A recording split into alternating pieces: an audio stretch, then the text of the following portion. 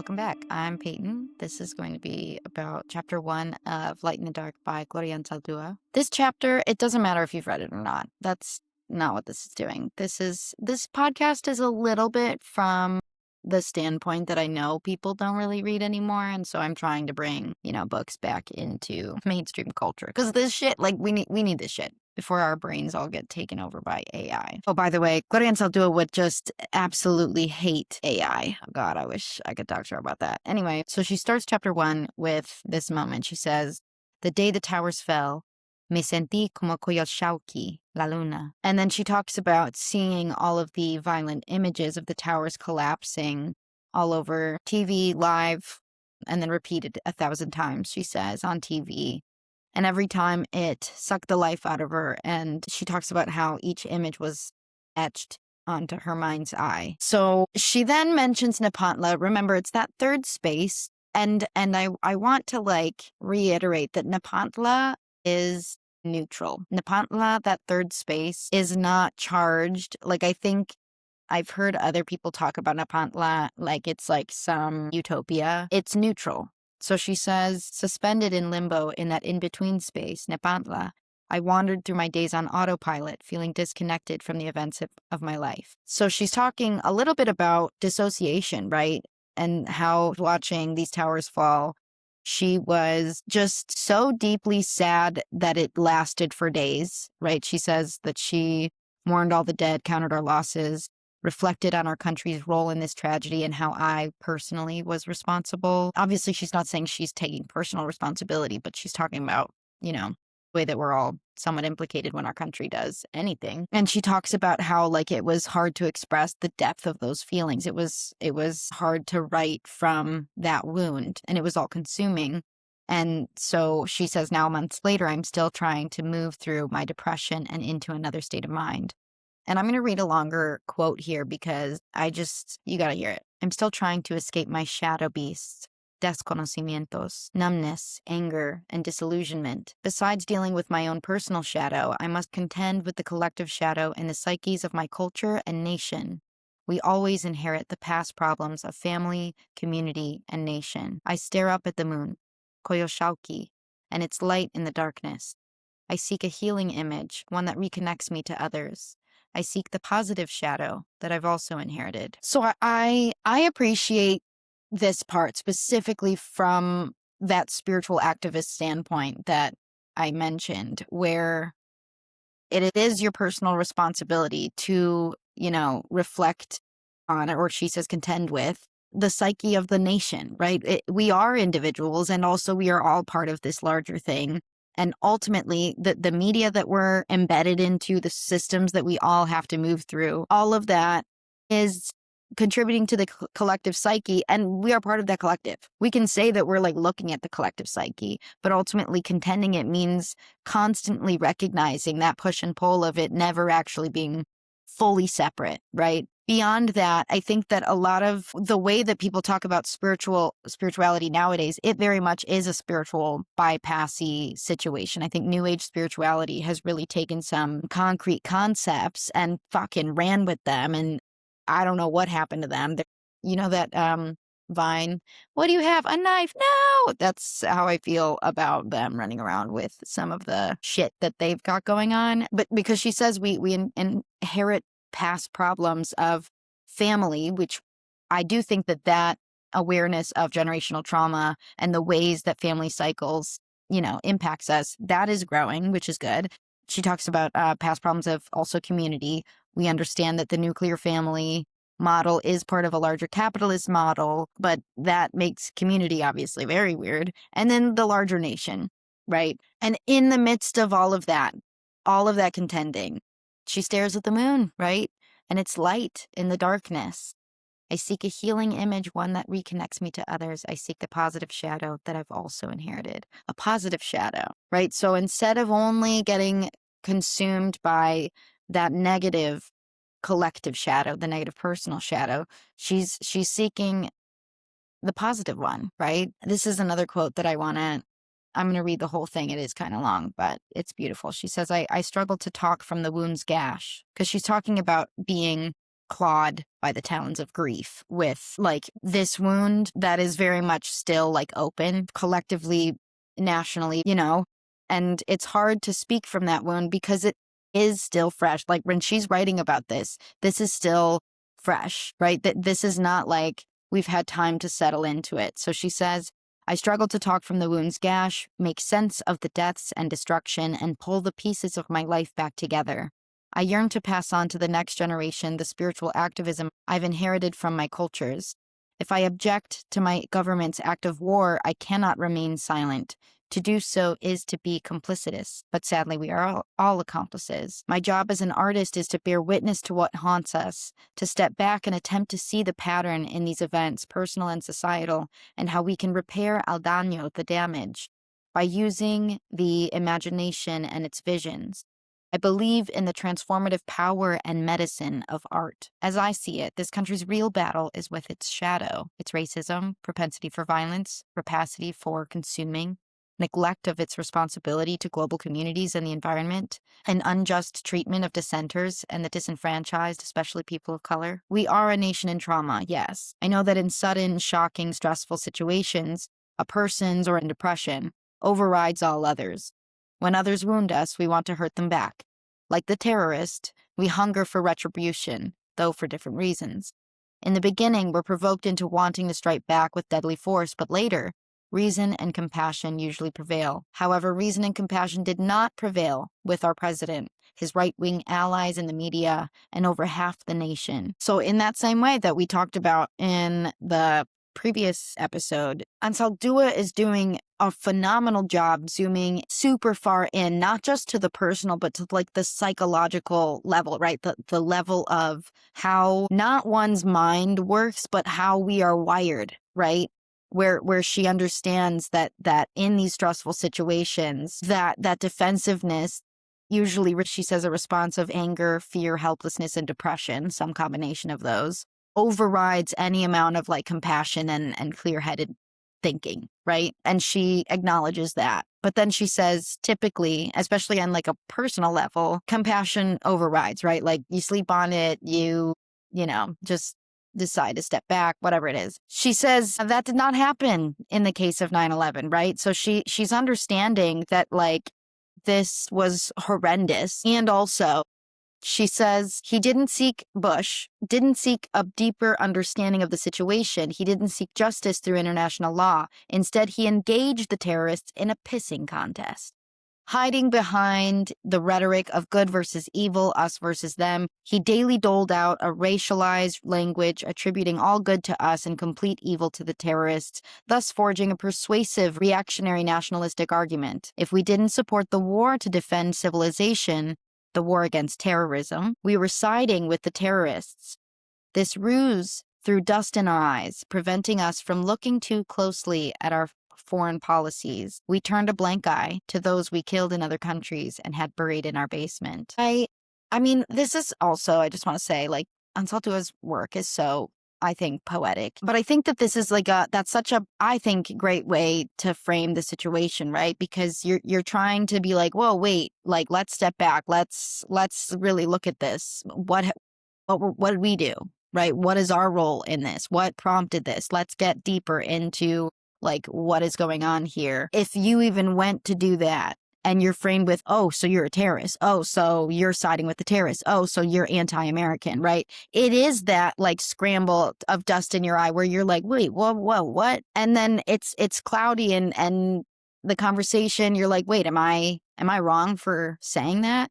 And she's talking about this on a mass scale, right? And then she says, I ponder what price this country will pay for the secret narrative of Bush and the other predators in power whose agenda allows them to act against the well-being of people in this nation and other countries and against the health of the planet. Abre los ojos, North America. Open your eyes.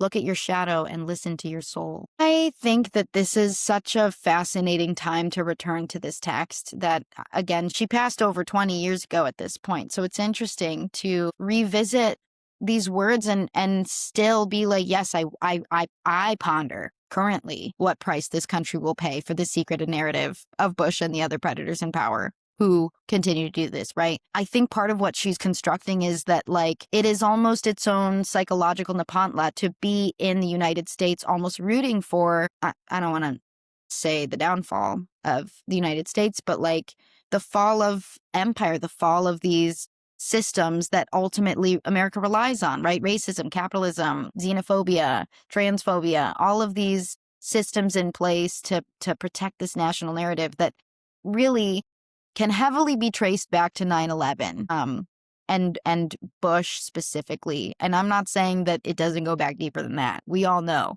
Absolutely it does. But she moves to talk about the war, and she says on October 7th, my country beat the drums of war with military might. We fell into barbarism. We attacked Afghanistan, a nation that had not attacked us. The 19 terrorists belonged to the transnational Al-Qaeda terrorist network, most from Saudi Arabia. The world's lone superpower swiftly shed civilians' blood, as well as that of the Taliban, whose atrocities against women and ethnic minorities had been ignored by the U.S. until 9/11. Despite Afghani women's resistance against the Taliban, we had veiled our eyes to the role we played in their oppression. So essentially what she's saying here is that the U.S. did not have a problem with how the Taliban was treating women in Afghanistan, and the women were already fighting. They were already against it. They were not just, this powerless, like, America loves to position themselves as the savior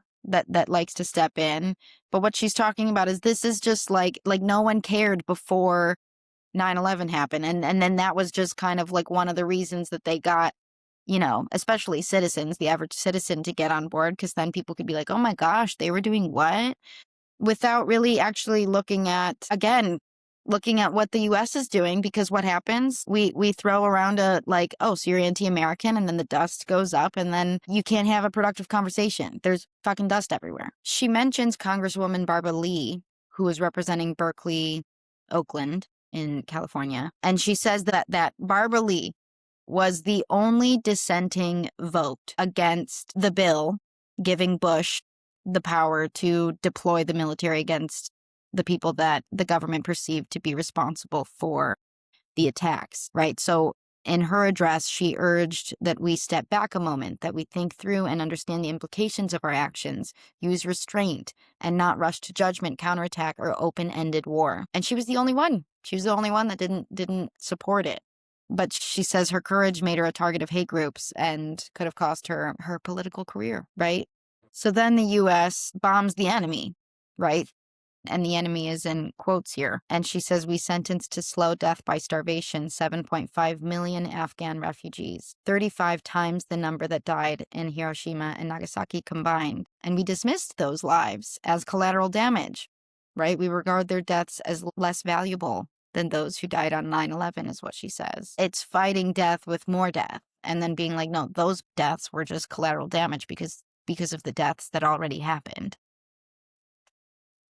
And she's saying that the second you start to question that logic of being like, whoa, all the killing, are we really okay with that? Like, let's think about this. Only one person in all of Congress out of 421 members. One. Our hasty retaliatory war against a small, impoverished nation whose Taliban regime the U.S. formerly funded shocked the world's conscience. The whole world was shocked that the Taliban funded by the U.S. was then, she says this was a moment that the U.S. lost the world's sympathy. Many now view us not only as imperialist neocolonizers, but also as terrorists. Many look at Bush/the U.S. as a modern Hitler, but the genocidal tally may triple Hitler's. Saying evil was done to us, our government claims the moral high ground and role of victim, but we are now, and have been for decades, the bullies of the planet. It breaks my heart that this was 20 years ago. Oh my God, what would she think about Trump? And not just Trump, but that entire right-wing Epstein class, all of it. So then she talks about how people often criticize the U.S., not necessarily in the U.S., but outside of the U.S., and those who look at international policy and do not get blinded by the dust. A lot of these people talk about how military use is how they push their economic interests, right? And therefore political interests around the world, which is obviously tied to its history of colonialism and imperialism. And now they continue to support the US. Unfortunately, I'm saying they, it's we, not me, but, supporting right-wing dictatorships, right? So she says the US manipulated the overthrow of independent nations in Latin America, Asia, and Africa to establish puppet dictators, giving them military aid to fund corporate businesses and sweatshops. According to Sunera Tobani, the CIA-backed coup against the elected government of Salvador Allende in Chile resulted in the deaths of more than 30,000 people. The U.S.-backed regime in El Salvador used death squads to kill 75,000 people. The U.S.-sponsored terrorist war in Nicaragua led to the deaths of more than 30,000 people. Osama bin Laden alludes to our support of Israel and our indifference to the plight of the Palestinians as the reason for his terrorist attacks on the United States. Others blame the U.S. for the worldwide abuse of globalization or destruction of traditional ways of living and exploitation of the poor by the wealthy. Whatever the reason, nothing can justify an act of terrorism, whether it's committed by religious fundamentalists or private militia, or prettied up as a war of just retribution by the U.S. government. And then she talks about how Bush is going to emancipate the Afghan women from their backward, uncivilized third world culture. And she says, yeah, sure, he'll save these women behind veils whom our policies silenced, reducing to meeting in secret to learn and teach, diminished to begging in the streets. With his war toys, he'll ejaculate bombs into their bodies, disremembering that the U.S. supported Pakistan's empowerment of the Taliban, which in turn silenced and veiled its women. And then she talks about how he ignores his own,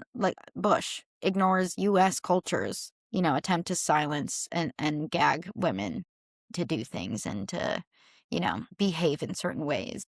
And so she moves to talk about how, all of the U.S. media censors what Americans are led to believe about the wars. So then Anzaldúa moves to talk about how the U.S. media censors everything that its citizens get to know about what's happening with the war, right? So Americans remain uninformed, misinformed, disinformed.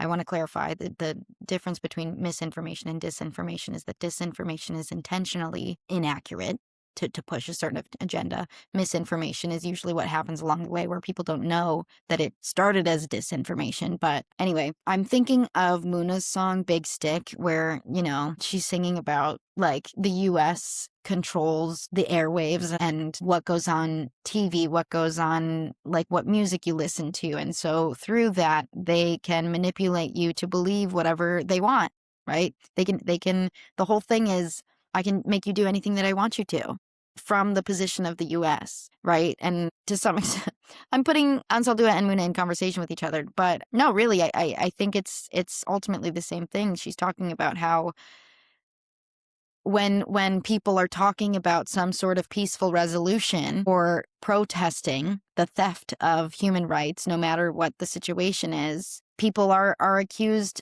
of treason and siding with the terrorists, which, what? There's absolutely no dissent tolerated. She writes here, according to an October 2001 editorial in Sojourner, Bush's Justice Department and the new Office of Homeland Security could turn into a witch-hunting squad targeting peace and human rights activists, documented and undocumented immigrants, and those seeking alternatives to Bush's war agenda. Where have we gone? It's all here. People act genuinely like they're surprised that the U.S. is in the position that we're in. And I do think that, technology, especially in the past 20 years, have really changed things up. But this is not new stuff, you guys. I do think to some extent, because she says all U.S. media except for alternative media censors news. And I do think to some extent nowadays people are more aware thanks to, social media. And also, I think sometimes social media gives us the illusion that we're,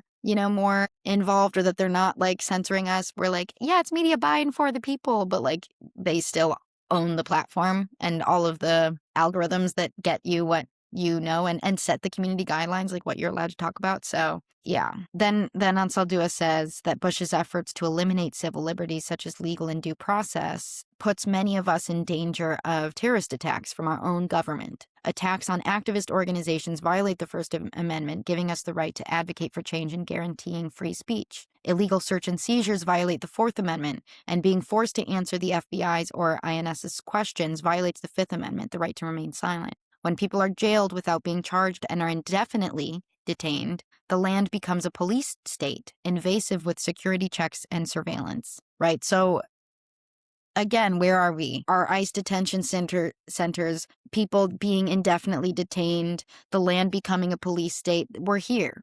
We've arrived. We're in it.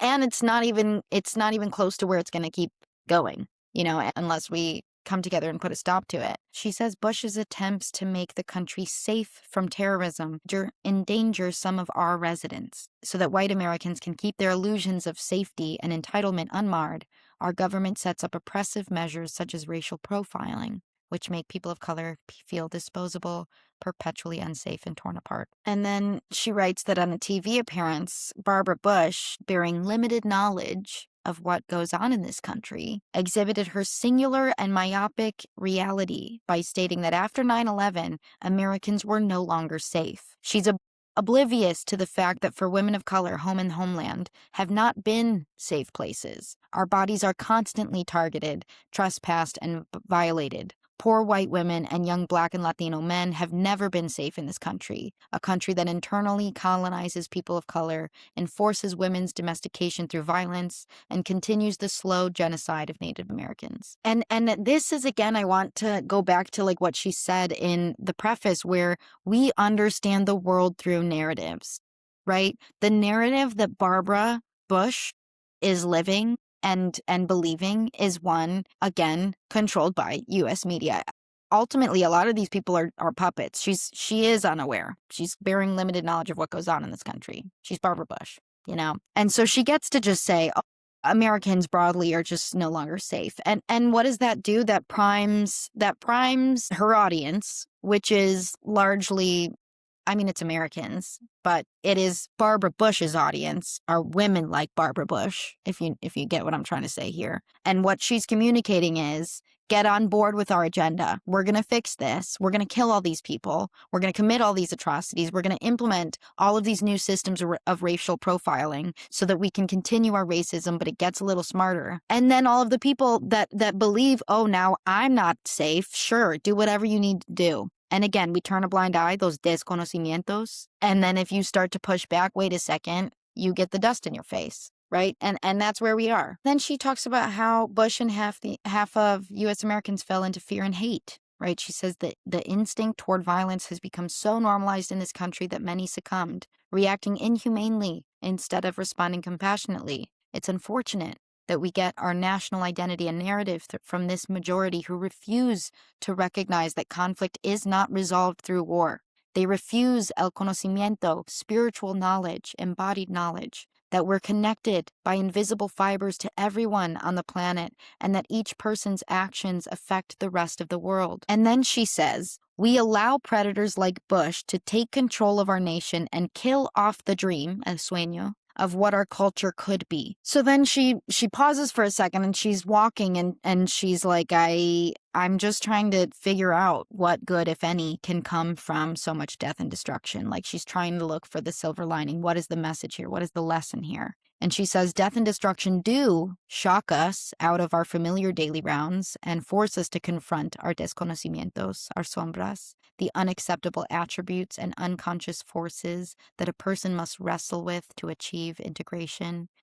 They expose our innermost fears, forcing us to interrogate our souls.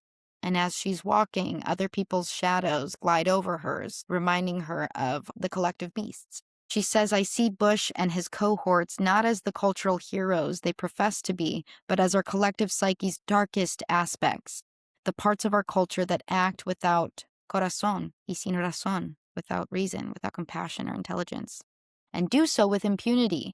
Their unconscionable, destructive aspects represent the predators we must brave and whose fangs we must pull out. We are responsible for the failure of our collective imagination that gave us such poor choices that we were forced to put Bush in office. I'm aware that we all harbor a Bush-type raptor within our psyches. I know that Bush and his gang are not totally evil or one-dimensional, though their motives are suspect. I think this is a really another moment again where she's zooming in between the personal and political, where even when she talked about like that initial reaction to what happened with 9/11, where anger and fear and helplessness and depression clouds the judgment of any other reactions, but then the dust can settle, and that's typically when someone can make a more clear-headed decision. But like she's saying he didn't do that, and she talks about how she thinks it was his ego got in the way, you know and then she even says in here the legitimacy of Bush's election as president was silenced after 9/11 in the name of patriotism and standing by our man, right? And it's funny to use that phrase, standing by our man, because it works on the personal and the political level, right? So many people were like, wait a second, how did this happen? How did Bush get into office? And that conversation was shut down immediately because it was like, no, he's our leader. We got to fight the war on terror, and he's our man. We got to stand by him. That's what true patriots do. And it was just, again, it's laying the fertile ground for all of this hatred that we're currently dealing with. Where it's the same. I don't want to say the same because it's similar. Personally, I think, Trump primed us in 2016 by saying the election was rigged and people being like, what are you doing, dude? And then the actual illegitimate election happens thanks to the collaboration between Donald Trump and Elon Musk and all of their little minions. And then it was almost like you couldn't you couldn't be like, wait, what?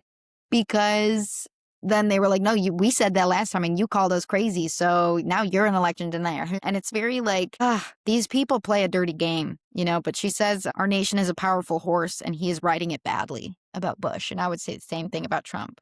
And then she returns to Nepantla, where she is talking about that psychological liminal space between the way things had been and an unknown future. She says, in Nepantla, we realize that realities clash. Authority figures of the various groups demand contradictory commitments, and we and others have failed living up to idealized goals. Transitions are a form of crisis, an emotionally significant event or a radical change in status. Nepantleras, such as artistas and activistas, help us mediate these transitions, help us make the crossings, and guide us through the transformation process, a process I call conocimiento. And this is where she's getting back into that spiritual work that needs to be done, right? She's talking about that psychological liminal space, but also how this transition, why it feels so unstable, first of all, right? That process of transition is crisis. It is a period of destabilization, which is, she says, the environment, the conditions for radical change. And that's ultimately what we want. And she says that artists and activists, which she calls nepantleras, people that embody that liminal space constantly, that can move and create from that wound, that space, that liminal, where are we going? Where have we been? That area, I don't know how to say it, but those are the people that are going to be guiding us into this next world. It's going to be the people that are able to tap into their imaginative capabilities and recognize that spiritual element. So she says the ending of one way of being and the beginning of another brings to mind the prophecies of ancient indigenous cultures, which predict that the materialistic present cycle is coming to an end and a more spiritual cycle is commencing. In terms of evolutionary stages, the world is currently between El Quinto Sol and El Sexto, the fifth and sixth sun. According to Mayan knowledge, the sixth world starts December 2012. It is this nuevo mundo, this new order, we need to create with the choices we make, the acts we perform, and the futures we dream. Of course, I do want to remind us, right? She's writing over 20 years ago. Do I still think that there is some sort of spiritual awakening that is, or like spiritual return? I struggle with some of this language because I do think it's been so co-opted by people that are not doing this kind of work. And at the same time, that it does feel like the language that fits, because I feel like there are a lot of people that there was this pressure cooker of energy of, criticism, especially for people that were doing or somewhat interested in this. There was some amount of recognizing how much religion played in the brainwashing, But religion was, some of Gen X, a lot of millennials, definitely a lot of Gen Z people are like, okay, yeah, Christianity and organized religion, I'm not really into that, but I can still have a relationship with the universe. Like, I can look around and see that I am still part of all of what is happening around me, and all of what other things happen to me. I'm not the only thing in charge. I think that a lot of people are becoming more aware of that. And so this idea of conocimiento, this concept, and I'm not even talking about like the word, but the concept itself, the way that Anzaldúa talks about it is like a searching, an inquiring, and a healing. It is not affiliated with any, certain worldview or whatever, but it is an embodied knowing. It is not separate from the body. So she says conocimiento urges us to respond not just with the traditional practice of spirituality, contemplation, meditation, and private rituals, or with the technologies of political activism, protests, demonstrations, and speak outs, but with both, which is what she calls spiritual activism. Conocimiento pushes us into engaging the spirit and confronting our social sickness with new tools and practices whose goal is to effect a shift. Spirit in the world becomes conscious, and we become conscious because of spirit in the world. The healing of our wounds results in transformation, and transformation results in the healing of our wounds. Anzaldúa says we revise reality by altering our consensual agreements about what is real, what is just and fair. We can transshape reality by changing our perspectives and perceptions. By choosing a different future, we bring it into being. By the end of this chapter, which I do want to mention, she signs off. She says, "Contigo en la lucha, I'm with you in the fight." Gloria Anzaldúa, February 2002. So she's writing in 2002. But what I love about Anzaldúa's writing is that she never just dumps on you a bunch of information and like doesn't give you anything to do with it. There's always some sort of call to action, which just as a writing practice and as a spiritual practice, I think I appreciate at the very least. But there is all of this invitation into letting yourself dream and letting yourself live out that dream on a personal level, and then on a political level, and then on a spiritual level, and how all of those aren't actually as separate as we think. And then she returns to the moon. And what I like about her use of the moon here is that, like, every day the moon comes back, right? It doesn't matter what kind of day you had, the moon comes back. When you have some sort of spiritual connection to the moon, as a lot of lesbians do, Gloria Anzaldúa is a lesbian, if you didn't know. That's not why that's not why people get connected to the moon. But, they say like Venn diagram's a circle when it's the same kind of person, and I just want to put that out there. But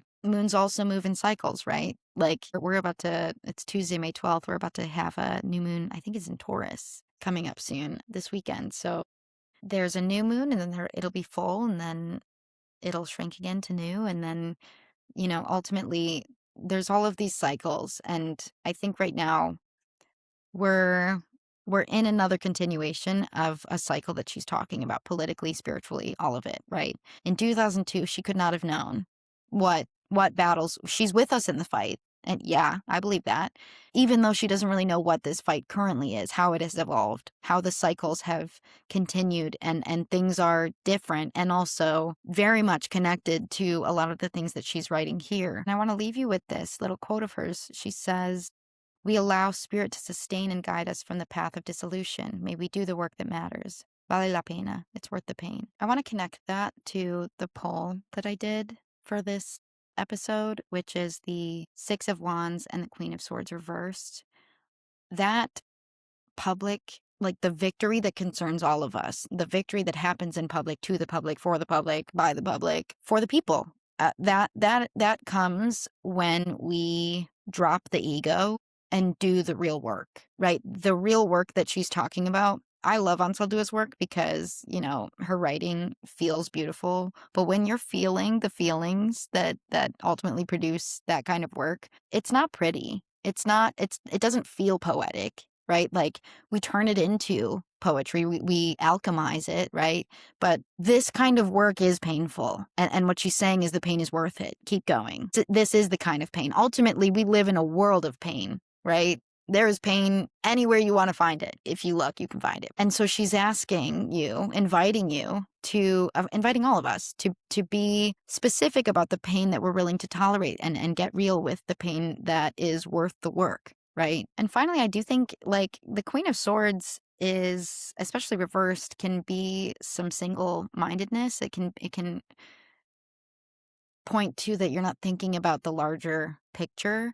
And so I do think that to some degree, this space between, you know, your personal problems and the collective, and your personal wins and collective wins, that is Nepantla. This is an invitation to embody the contradictions and get comfortable living in contradiction. Transitional energy can be frustrated because you're not where you're going, and you're not where you were, and you don't want to be there, but you don't know where you're even going. But you know, sometimes there's doubt about, like, did I make the right choice? I don't even know where I'm going. That is the energy that we want to be in right now, right? In this moment in history. And this is where I might lose some people. That's fine. I believe that, like, and I used to not. I had to sit with this for genuinely years. But, like, I genuinely do feel grateful that my soul gets to be on this earth during this moment. There have been times that I have absolutely said the opposite of that sentence, and I probably will also still say that. But in this moment in time, I feel grateful to witness it. I feel grateful to be part of it. I feel grateful to be in a panlera that can help guide us and help people get in touch with their imaginations. And ultimately, that's always what I want to do. Bottom of the deck is the High Priestess. It's a good sign. We got to go inward.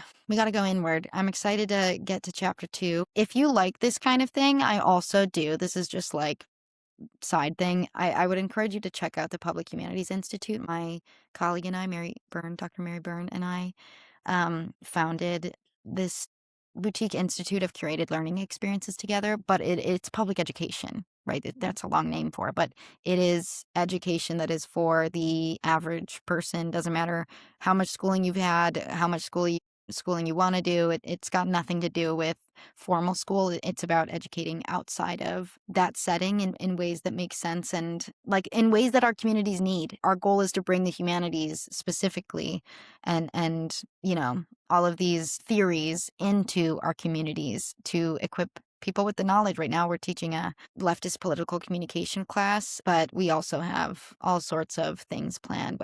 I do want to do a class on Anzaldúa. I want to do a class on queer ecology. We've got a lot in store. So if you like listening to this kind of thing, you might enjoy their virtual seminars and virtual workshops. Everything's virtual. So very, very similar vibe if you're into it, but no pressure. Anyway, go be a Nepantlera. Go get in touch with that third space, and I'll see you next time.